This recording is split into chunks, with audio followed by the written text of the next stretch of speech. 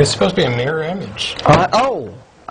We can start over if you want. Can we Oh, we're live! Nah. Crap. Happens all the time. Hello, everybody. Welcome to the Atheist Experience. We are live. I'm your host, Matt Delaney. Joining me this week, Martin Wagner. Howdy. Let's talk about something relevant that ties into belief, and that is there's an incident in the past week where this gentleman walked into a Unitarian Universalist church and opened fire.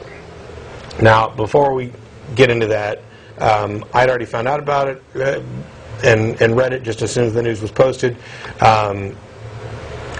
It's ghastly.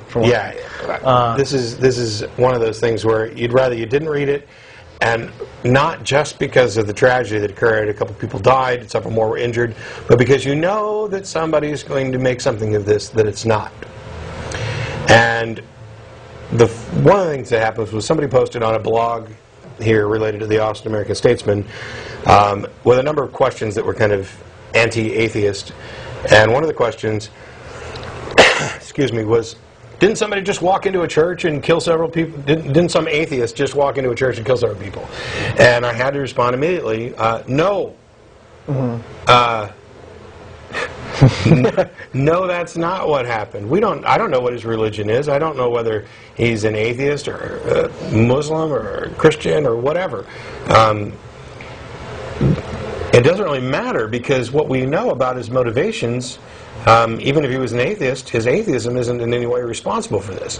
What he was an extreme ultra-conservative who had been listening to anti-liberal talking heads and had developed, along with a bunch of other problems, a hatred for liberals. And gays and anything, so he had the laundry list of right-wing hate. His hatred for liberals was based on their support for women's rights and gay rights. Right. And this particular church, which is a Unitarian Universalist, which, by the way, would have been full of atheists, agnostics, secular humanists, other deists, spiritual deists, whatever. And he walked in, and by the way, they were targeted because they were supporting gay rights and women's rights and had a sign out in front of the church saying gays welcome. Yeah, so they were welcoming gays into their congregation. Kill them. Yeah. And of course, one older man, and I have no idea what his religious beliefs are, because I don't think they're relevant, stood in front of him while he opened fire with a shotgun and took the blast so that other people could get out. Yet, what happens? Guy walks into a church and kills people, must have been an atheist. Screw you. Yeah. Your self-righteousness is absolutely appalling. You're portraying this, your real prejudice, which is that religious people are good, atheists are bad. And you betrayed it further when you said, when your other question was, aren't our jails full of atheists? No, as a matter of fact, they're not. Atheists are generally underrepresented in prison, but you know what? I don't cite that as a statistic about atheist superiority for two reasons. One, because it's not, and two, because the statistics may be skewed, because a lot of people find religion in prison, and that skews the statistics. Nothing better than to go before the parole board and portray the same stereotype that you're using to slander us. Yeah, this is jailhouse conversions. Yeah, and I've always found it interesting. It is only ever the theists and the Christians and the believers who care about this whole sort of numbers game. Yeah. Right? Like, well, who's killed more people, or who's got more represented in prison, or who's got the higher divorce rate, or something, which would be Christians. Muslims got you beat. Yeah. So I've never really, and I've never used it as an atheist, except of course to counter falsehoods that religious people make to me, saying, oh, well, there's more atheists in prison. Well, no, they're not. I mean, the prison population, among those numbers who are committed, who are outspoken atheists or who self-identify as atheists, it's about 1%. Yeah. Compared to something like 6 or 7% in the general population. So you're right. It's even so you get fewer atheists among the general prison population than among the overall population. But I don't go out there flogging those numbers as a way to see, and that's why atheism's cooler. Yeah. Because it's irrelevant. It's about the facts, and it's about the ideas, it's about the evidence, it's about what you can prove, it's about how you can support concepts that you have chosen to believe in, i.e. there is a God, there is a heaven, there's a Jesus watching over me, there's this, there's that.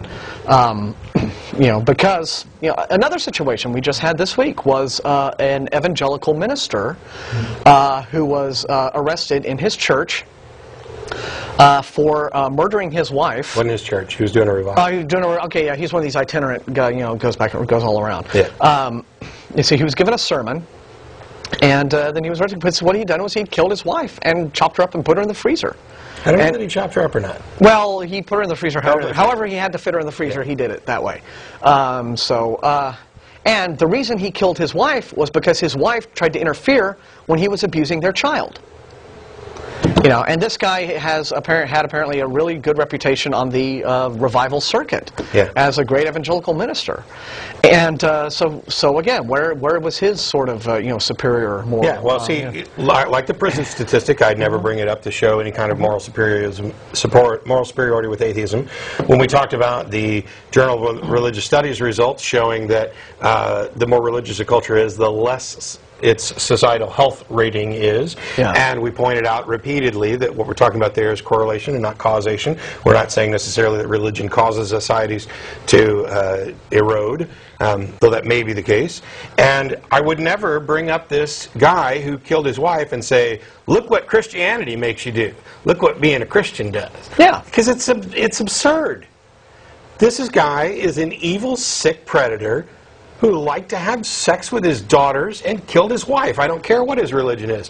What I will say, though, is that it seems clear to me that if he was sincere in his beliefs, they didn't do anything to stop him.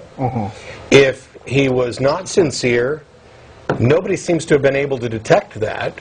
There didn't seem to be any message from gods or angels to come down and say, psst, your pastor's raping his daughters and killed his wife. No, people just kept showing up, thought he was a nice, wonderful man of God.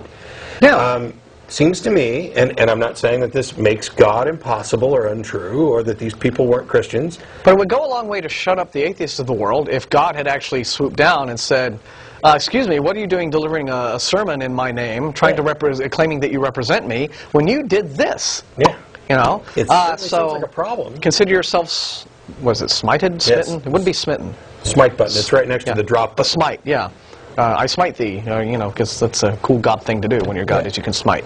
So, I mean, that would have, been a really great opportunity for God to have, Well, I'd say the first response, if you were to say, look, here's a Christian pastor who did something evil. So what? There's lots of them that have done that. Yeah. And the first response from apologists is, well, then he wasn't a true Christian. Oh, how convenient. Yes. You thought he was a true Christian right until the sermon was over and they carted his ass out to jail. By the way, we should say alleged in all this because it's not like he's been convicted yet. No.